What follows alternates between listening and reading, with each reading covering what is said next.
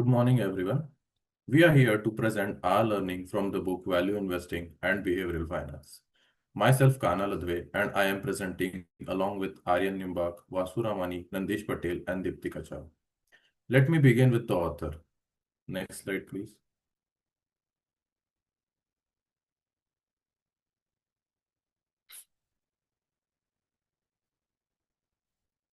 As we can see on the slide, this book is written by Parag Parikh.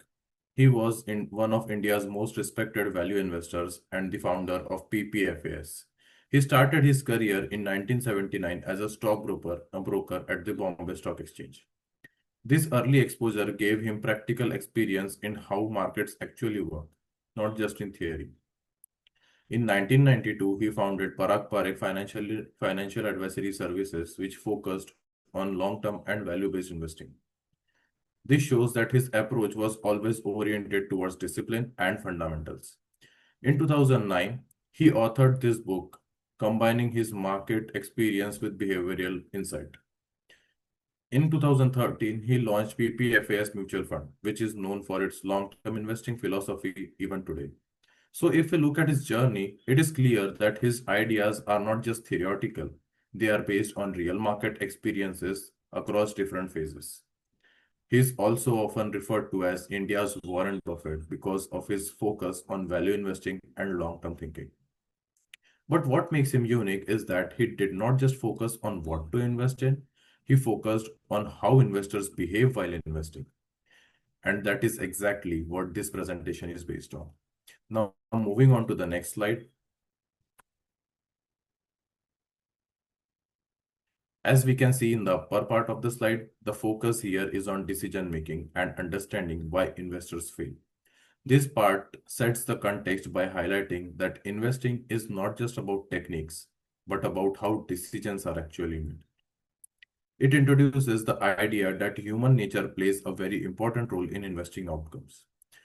Factors like laziness, greed, self-interest, and ignorance influence the way decisions are taken. So before even looking at success or failure, the slide is first trying to explain the root cause, which is human behavior. As mentioned on the slide, investors often fail not because they lack knowledge, but because of these behavioral tendencies. Laziness means avoiding effort in proper research. Greed leads to chasing higher returns without understanding risk. Self-interest pushes short-term thinking, and ignorance results in decision without full understanding. So these factors together create poor decision making. The slide also highlights the concept of the gratification trap. This means choosing short-term satisfaction over long-term benefit. Investors often prefer quick profits because they feel rewarding, but this prevents them from achieving larger long-term gains. So instead of waiting for better outcomes, decisions are made for immediate benefit. Another important concept shown here is E factor, which stands for expediency. This refers to the tendency of choosing the easiest option rather than the most effective one. In investing, this could also mean this could mean following tips, trends, or shortcuts instead of doing proper analysis and making informed decisions. So convenience becomes more important than correctness. These slides also mention heuristics and cognitive biases. These are mental shortcuts used to make decisions quickly. While they help in saving time, they often lead to errors in judgment because these decisions are made without complete information. So instead of rational thinking, decisions become biased. Finally, the slide connects all these ideas to success and failure. As we can see, success is associated with long-term rewards and strategic patience, while failure is linked with short-term gain and choosing the fastest option. Long-term reward requires waiting, and strategic patience means staying committed to a plan. Whereas short-term gain focuses on immediate results and fastest option represents quick but less effective decisions. So all the concept in these slides, human nature, gratification trap, expediency, and biases, they all ultimately lead to this difference between success and failure. So this slides clearly explains that investing outcomes are driven more by behavior than by knowledge. With that, I would like to hand over to Aryan to continue further.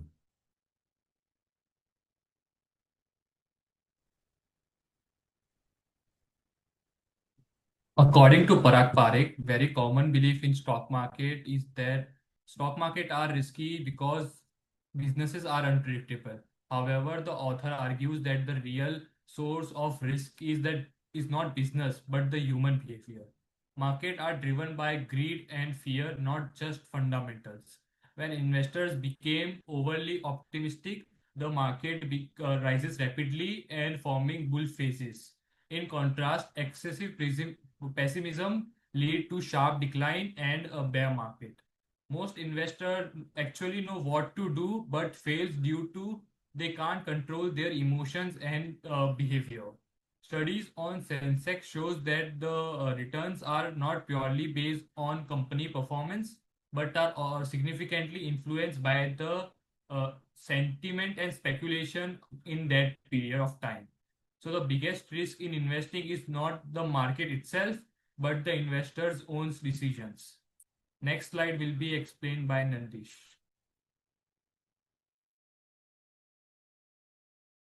Psychological barriers to value investing. The idea of value investing is simple. Buy great companies at a price lower than the actual value of that and hold them patiently.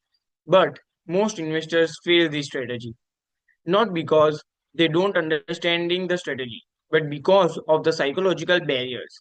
There are some key psychological barriers. First, loss aversion. People feel the pain of losses more than the happiness of profit.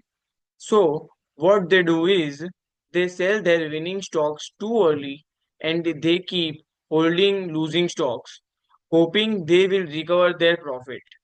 Second, herd mentality. Many investors simply follow what others are doing instead of doing their own analysis. For example, if everyone is buying a stock, they also buy that stock without thinking. Third is overconfidence. Sometimes investors believe they know everything about the market and make decisions without proper research, which leads to mistake in decision making. Fourth, short-term thinking. People want quick profits and don't have the patience to wait for long-term gains. They sell too early and miss bigger gains from the stock. And lastly, availability bias. This means recent news or trends strongly influence market decisions. For example, after hearing negative news, investors panic and sell even if the company is fundamentally strong. The key insight from this is the biggest risk in investing is not market volatility, but overpaying for a stock and making emotional decisions. The real challenge is not understanding the strategy, it is controlling our emotions. Next slide.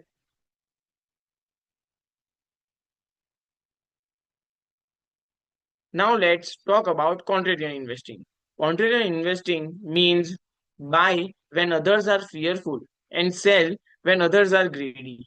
The reason this works is because markets are driven by emotions like fear and greed. It is not always driven by actual value or true value of the stock. When people are fearful, they start selling in panic and prices fall below the actual value of the stock.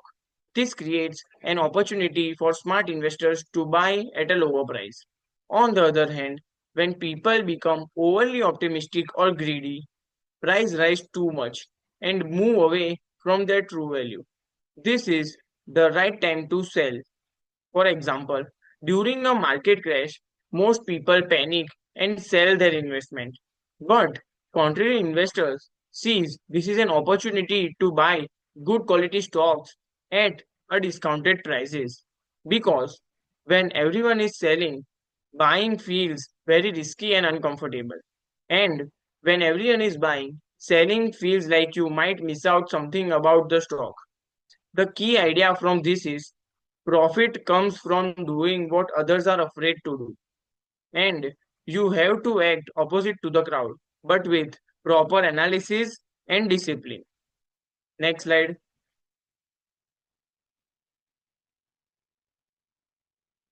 Now, the question is what makes a successful contrarian investor? There are three important qualities which makes a successful contrarian investor. First is courage to act differently. Most people prefer to do what others are doing. It feels safe. But contrarian investors must be willing to take decisions independently, even if others are disagree to their decisions. Second, patience and conviction. You need to wait for the market to recognize the true value of your investment. This may take time, sometimes even years. So, you must have a strong belief in your analysis about the stock.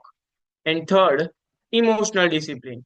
The market often creates opportunity because of emotional reactions like fear and greed. To succeed, you must stay calm and relax, even in uncertain situations of the market.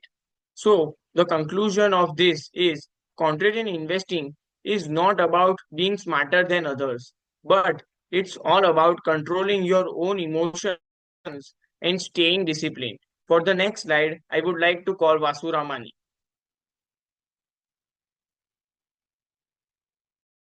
Hi guys, I am Vasu Ramani. What is growth rate? When people investing the money on equity by seeing that this stock has very high growth rate, and on that basis people invested at highly PE ratio, and afterward that stock price has been decreased and people get heavy losses.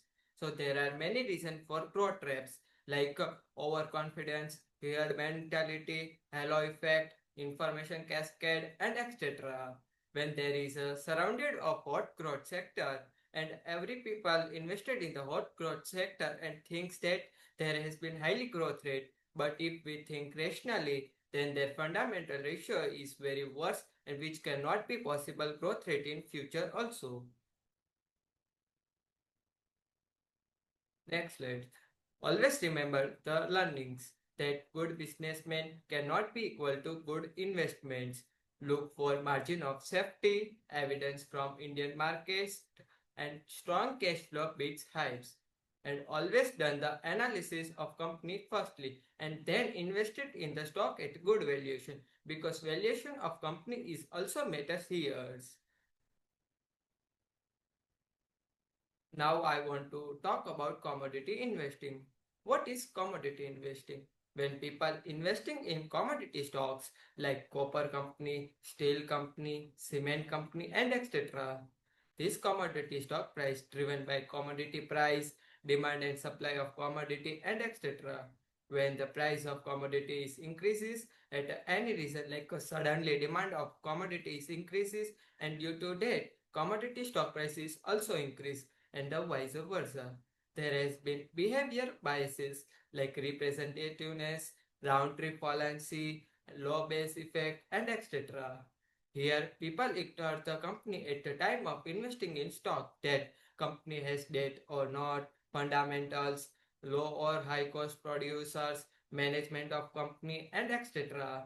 Now I would want to call my friend Dipti who will continue the presentation.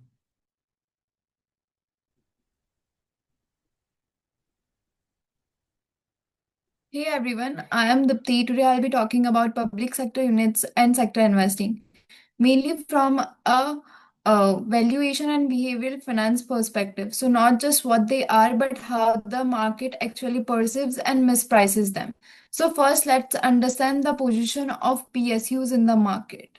Even though PSUs form a small portion of companies, roughly around 12%, and ET 500 contribute a much larger share of total profits, around 37%. And not just that, their average size is significantly bigger, with net sales roughly three times than that of private sector companies. So clearly, in terms of scale and presence, PSUs are dominant players. But here's where it gets interesting. Despite this strength, they are often undervalued. Why does that happen? The answer lies largely in investor psychology. Many investors still associate PSUs with inefficiency because of past experiences. This is a classic case of availability bias where decisions are based on what is easily remembered rather than current reality. Then comes overconfidence, where investors believe assumptions about the PSUs are correct without re-evaluating them.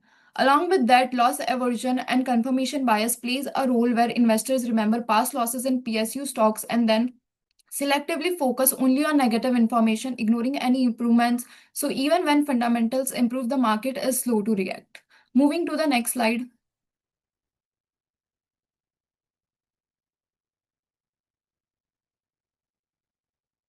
Now let's understand the nature of PSUs and how they actually function.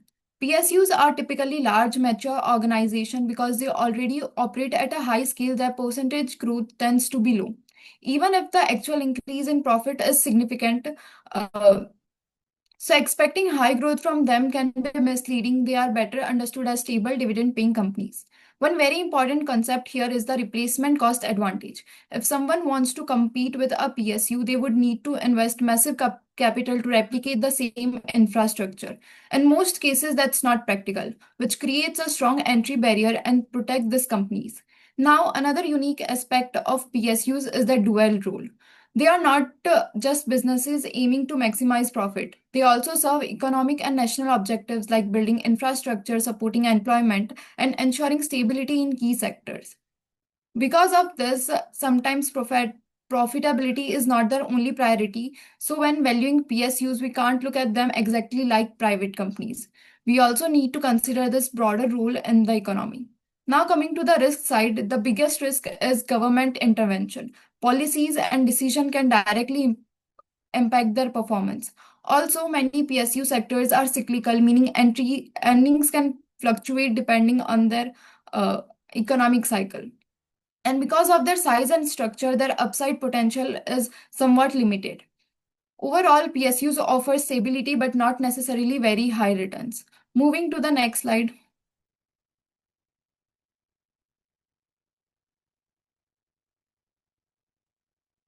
Now let's shift to sector investing. It usually starts with a strong story or narrative. Maybe a sector is expected to grow rapidly. This attracts attention and creates herd behavior where more and more investors start entering. As price rises, the market capitalization of companies increases, which makes the sector look even more important. This brings in more capital, leading to crowding. Then comes an important trigger: index inclusion and higher weightage. Once that happens, passive funds automatically start buying, pushing prices even higher. At this stage, prices are no longer driven by fundamentals, they are driven by flows and sentiment. And that's when a disconnect from intrinsic value starts to build, increasing the risk of overvaluation. Now let's look at the behavioral bias behind this. Representativeness bias makes investor believe that if a sector is doing well, every company in it will also perform well, which is not always true. Also, herd mentality and anchoring make investors follow the crowd and stick to past winners even when valuation become unreasonable. During boom periods, the winner's curse come into play. When companies themselves start making poor decisions like overpaying for acquisition, and finally, confirmation bias, where investors ignore negative signals and focus only on positive news, reinforcing their existing beliefs. All of this leads to unstable valuation where prices rise much faster than fundamentals. This eventually creates what we call a growth trap. Investor gets excited about future growth and are willing to pay very high prices. But if that growth doesn't materialize as expected, the correction can be sharp. Now I'll ask Aryan to continue further.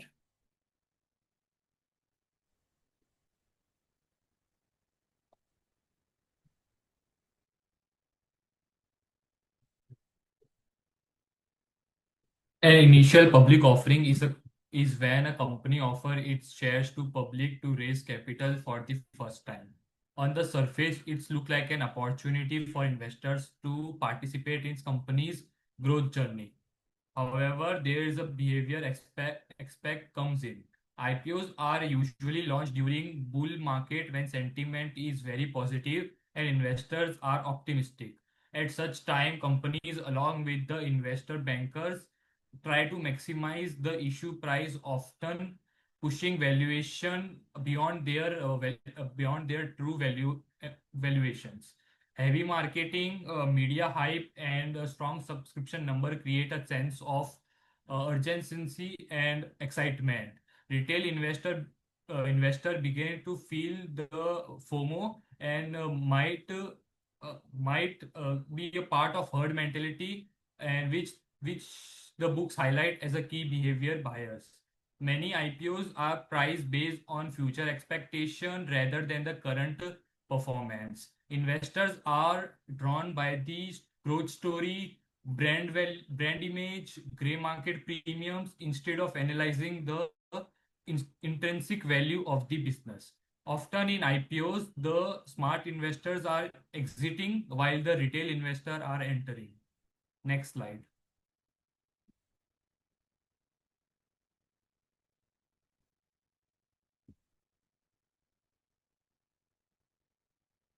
This slide talks about the major risk in IPOs. The first risk of IPO is valuation and information asymmetry.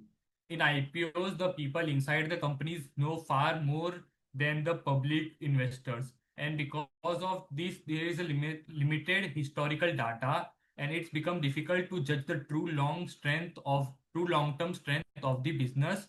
So the company may look exciting at listing, but still be overpriced from the beginning. The second trap is the hype versus reality. High subscription number often create a false sense of safety as if demand alone proves quality. But as the book shows, IPO enthusiasm is often driven by crowd behavior and greed, and not by the deep analysis of the financial strength or business sustainability. This is why many IPOs see strong subscription and excitement at first, followed by sharp correction once the hype fades. The third trap is the majority of the investor apply IPO because of the gray market premium and the greed of listing gains rather than the true value. This behavior is driven by two strong emotion of greed and fear of missing out. Greed pushes the investor to expect quick profits, while fear make them believe that if they don't invest, they might miss the big opportunity. Next slide, please.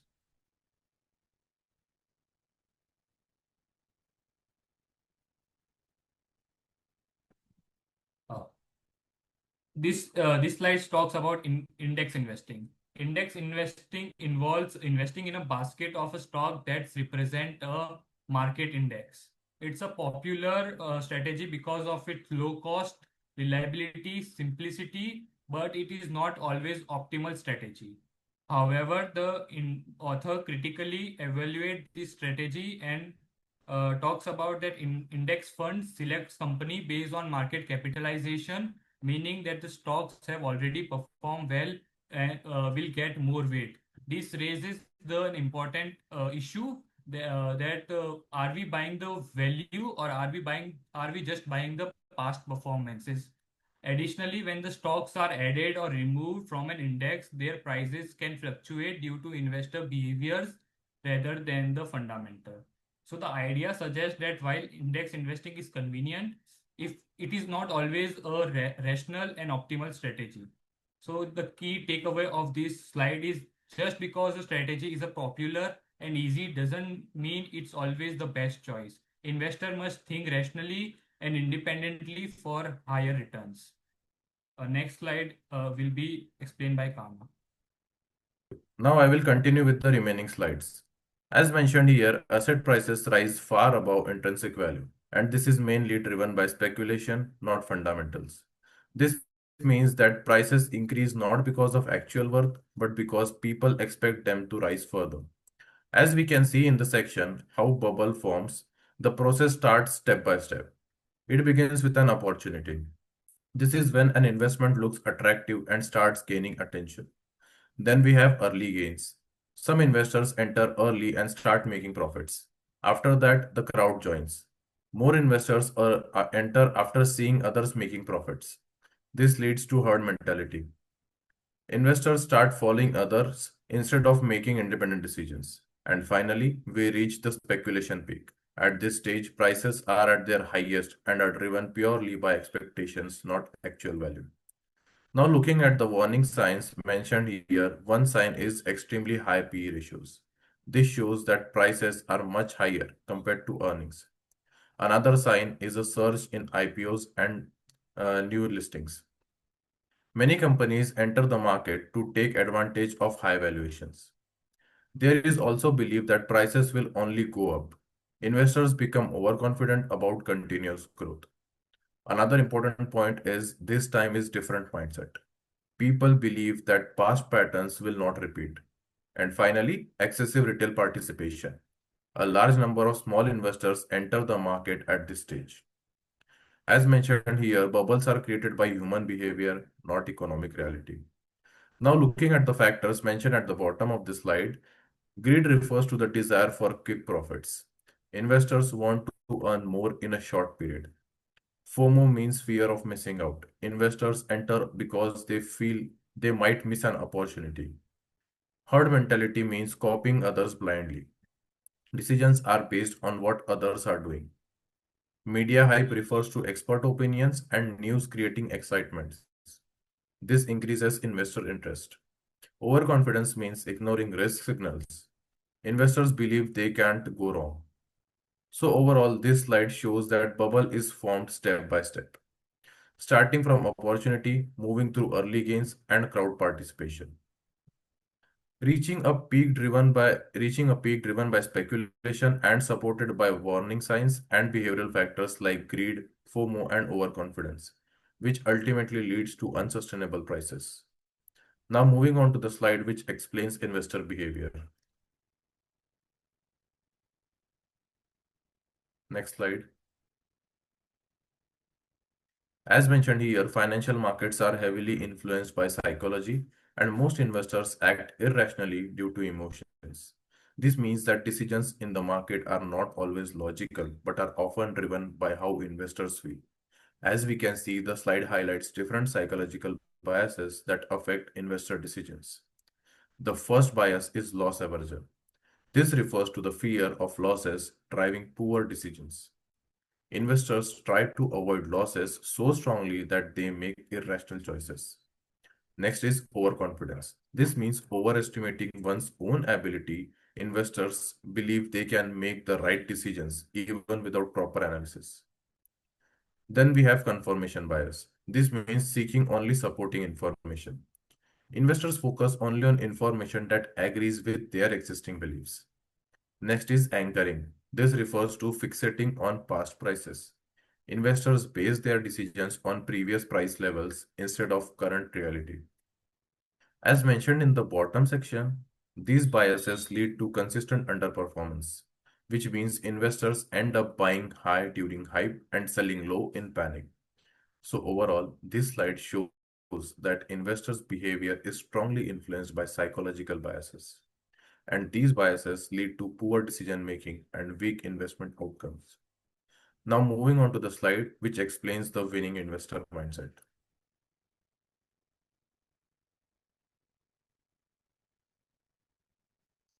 As we can see, the first section highlights value investing principles. The first point is think independently. This means avoiding crowd influence. Investors should make decisions on their own rather than following others. Next is long-term horizon. This means ignoring short-term noise. Investors should focus on long-term outcomes instead of short-term market movements.